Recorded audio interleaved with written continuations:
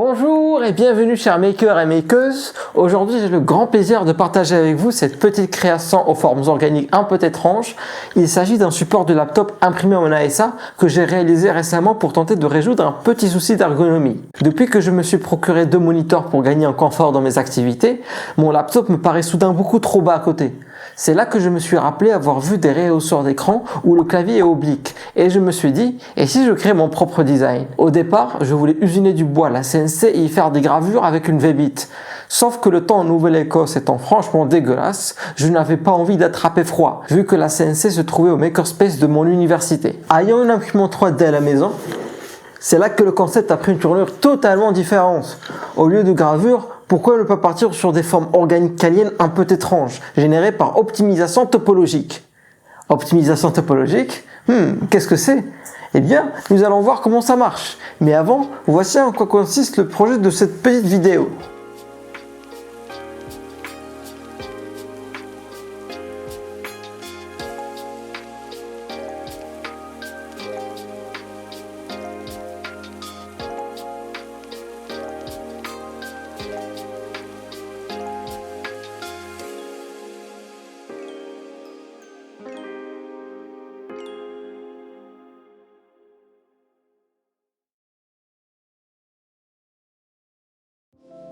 On va commencer par créer la forme générale, un design primitif qui va servir d'entrée pour l'étude topologique. L'idée est simple, donner à Fusion de la matière pour qu'il puisse travailler avec. Je pose d'abord la rampe, rien d'autre que la largeur de la base de mon ordinateur plus 1 cm pour laisser un peu de place aux petits plugs qui retiendront l'ordi de glisser.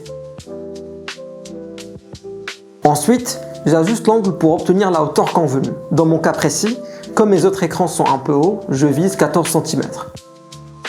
Concrètement, 12 cm seront pris par le petit côté du triangle rectangle que je viens de créer et j'ajoute une extrusion de 2 cm pour donner une base solide à la rampe.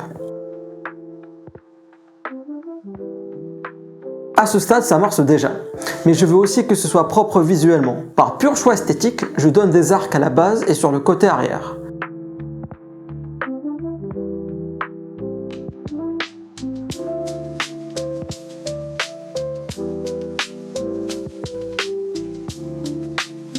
J'ajoute ensuite un cercle afin de connecter les deux rampes et fixer la largeur de mon ordi.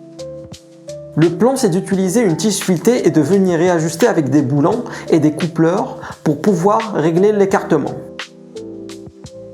Mon ordi étant trop long pour le lit de mon imprimante, je dois imprimer 2 tiges et les coupler ensemble. Voilà pour le primitif.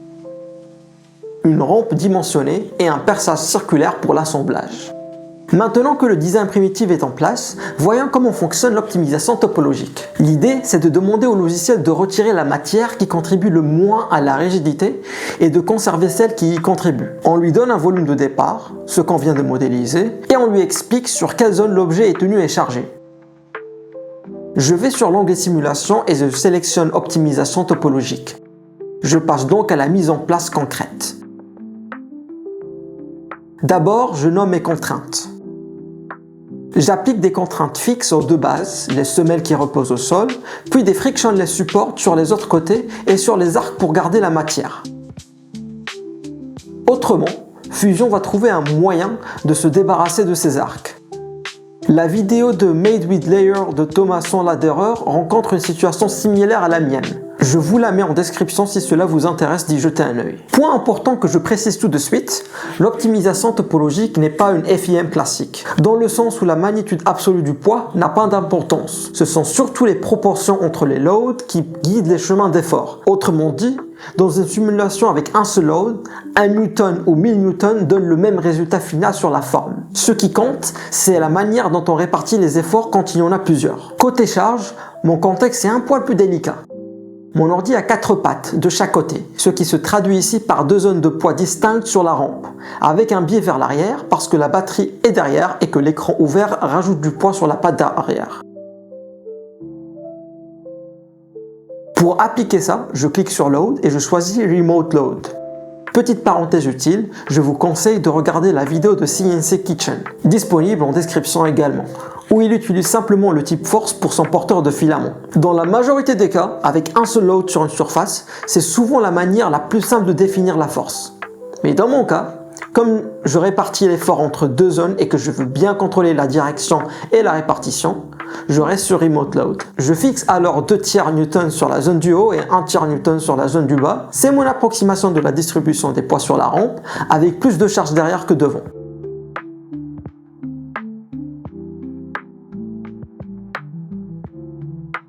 Avant de lancer, je préserve les régions que je ne veux absolument pas voir amincies ou supprimées. Le cercle arrière, le trou d'assemblage, et la base juste autour pour garder de la matière là où la tige filetée, les boulons et les coupleurs vont s'enfiler.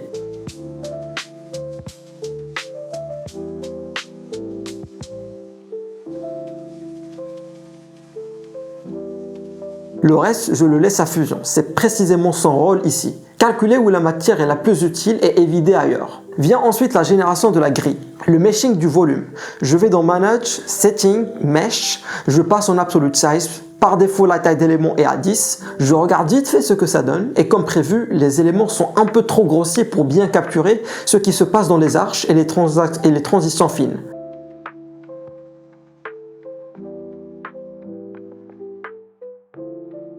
Dans mon cas, 2 ou 3 mm donnent une bien meilleure lecture sans tomber dans l'excès. Il faut garder en tête que plus la grille est fine, plus la résolution prend du temps. Et détail pratique, les calculs ne se font pas sur ma machine, mais quelque part sur les serveurs de fusion où probablement 2 petits cœurs sont alloués pour la résolution. En clair, ça tourne, mais il faut un peu de patience si la pièce est grande et la maille serrée.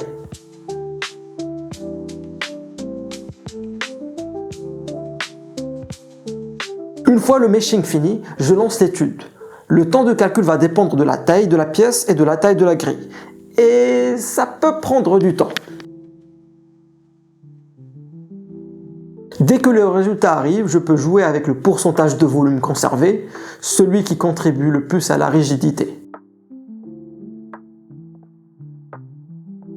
Je fais glisser le curseur, j'observe comment la structure s'ouvre, comment les arches et les ponts restent en place, là où l'effort circule, et j'ajuste pour trouver le bon compromis.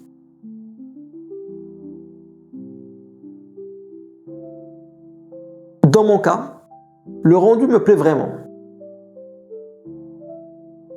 Je suis ravi du résultat. On voit clairement le chemin de charge que la pièce veut prendre.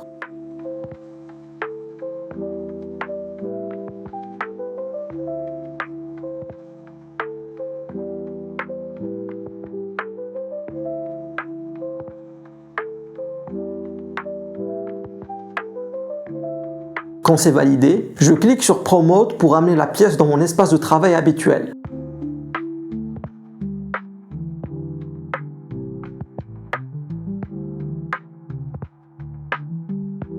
À partir de là, je peux faire le ménage si j'en ai envie. Lisser un peu les surfaces si nécessaire, épaissir les veines trop fines, garder les arcs, etc., etc.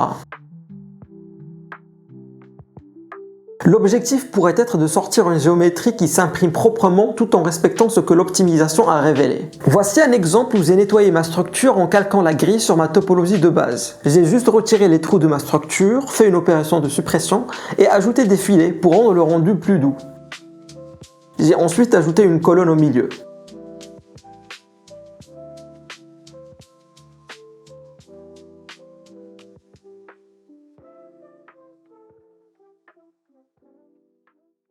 Mais pour ce projet, je préfère garder l'aspect à moitié cristallisé et à moitié organique du design. Je ne ferai que quelques modifications pour les pattes de la base et du support des plugs anti-glisse. Voyons voir ensemble comment je m'y suis pris pour ce design.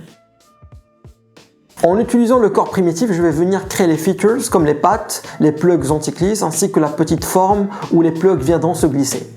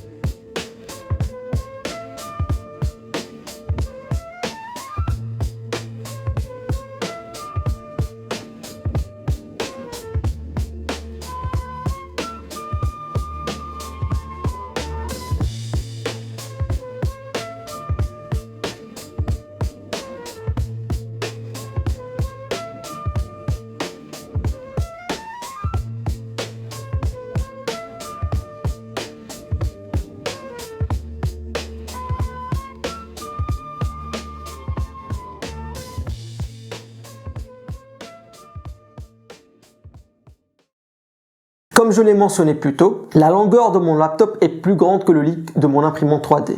Je vais donc imprimer 2 tiges filetées que je connecterai avec un coupleur. Et on va dire que j'ai plutôt galéré pour les coupleurs. Les tiges et le coupleur ne voulaient pas se fileter ensemble et j'ai dû jouer avec les tolérances du coupleur 6 fois avant de réussir.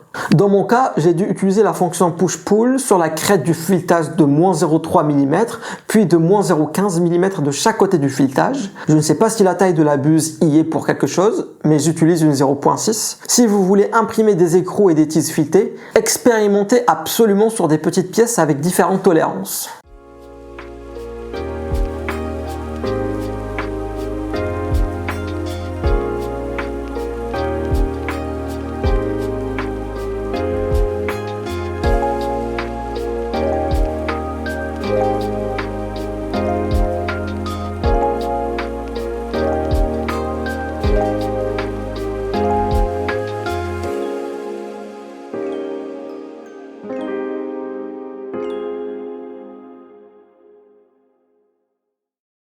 Pour le choix des matériaux, je ne voulais prendre aucun risque vu que mon laptop chauffe pas mal quand je lance des simulations. Je n'ai franchement aucune idée si la température et risque de warp du PETG, qui supporte des températures jusqu'à 70 voire même plus quand même, mais au moins avec de l'ASA qui supporte des températures plus hautes, j'ai l'esprit tranquille. Je suis sûr que pour des laptops plus petits, le PETG serait une bonne option. Enfin bon, grâce à ma Bamboo P1S et son enclosure, j'arrive à faire des impressions assez grandes sans warping remarquable. J'imprime le reste des composants comme les tiges et les plugs en PETG rouge pour donner un petit look au stand. En résumé, cette expérience m'a permis de transformer un petit besoin ergonomique en une leçon intéressante sur un des outils de fusion. Grâce à l'optimisation topologique, j'ai pu laisser l'outil calculer le meilleur chemin pour conserver la rigidité tout en obtenant des formes intéressantes et organiques que je n'aurais jamais pu imaginer par moi-même. Apprendre au passage et finir avec un objet unique à la fois fonctionnel et ayant sa propre esthétique, c'est l'avantage d'être un maker. Alors attention, je dois mentionner ceci. Je trouve que l'écriture au clavier avec un angle similaire un peu fatigant pour les poignets et je crois que les supports du genre sont censés être utilisés avec des claviers externes, chose auquel je n'y avais pas pensé. Ce n'est pas une gêne dramatique pour des petites tâches, mais s'il s'agissait d'écrire un bouquin, je préférerais peut-être avoir un clavier plat. Enfin, peut-être que c'est différent selon vos préférences, mais voici la mienne en tout cas. Ensuite, j'aurais peut-être pu passer un peu plus de temps à trouver un meilleur moyen de connecter les deux rampes, même si je m'étais limité à l'impression 3D. Il ne s'agit que de plastique et je peux légèrement flexer les supports à leurs extrémités. Si vous avez des idées ou commentaires, n'hésitez surtout pas à m'écrire à mon email en description ou sous les commentaires. Je vous dis à très vite et vive les makers et les makeuses!